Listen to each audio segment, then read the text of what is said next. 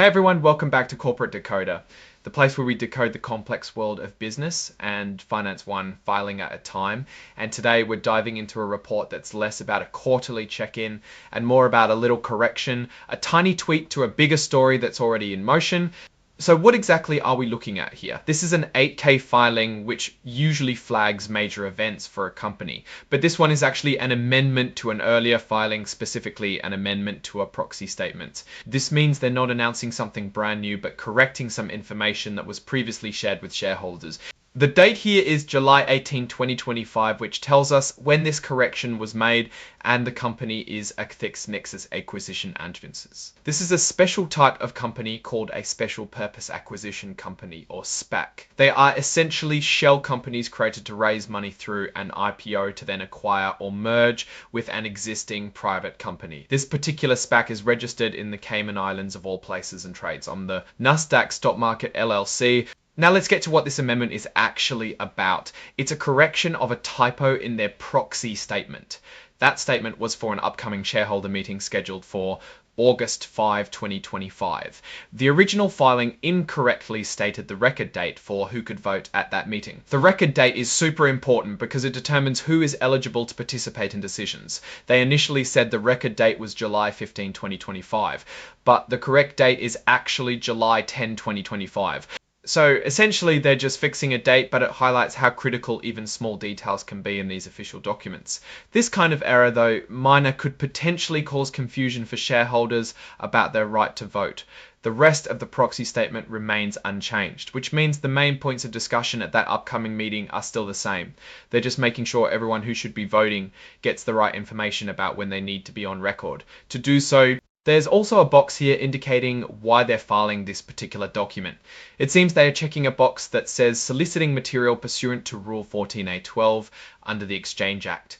This means the material they're sending out to shareholders is related to getting them to vote or making decisions about company matters, which is exactly what a proxy statement is for. They've also identified themselves as an emerging growth company. This means they can take advantage of certain relaxed regulatory requirements for a period of time after going public. But interestingly, they have elected not to use the extended transition period for new or revised financial accounting standards. This suggests they're planning to adopt these newer accounting rules sooner rather than later, which could mean they feel confident in their ability to comply or want to present their financials in line with the latest best practices.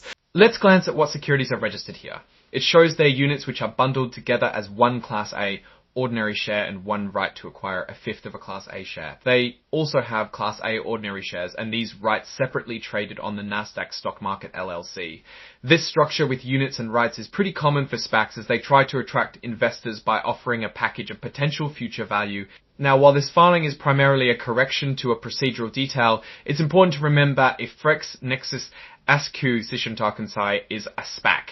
Their ultimate success hinges on their ability to successfully merge with or acquire another company. The quality of that future acquisition will determine their real value and impact on investors. This correction, though small, is a reminder of the meticulous attention to detail required in public filings and the importance of accurate communication with shareholders, especially when it comes to voting rights. For AIFEEX Nexus Acquisition Corporation, this current report highlights the operational nuances of being a listed entity, even for something as seemingly simple as a proxy statement correction.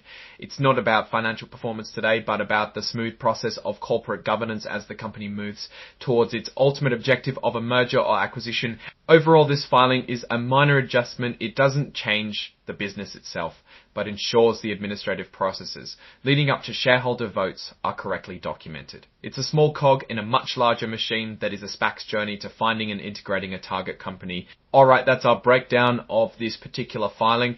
What's your take on the importance of these small corrections in the grand scheme of corporate filings? Let us know your thoughts in the comments. If this analysis was valuable, hitting that like button really helps, and subscribe for more deep dives like this. Don't forget to check out the Discord in the description below for more discussions and insights.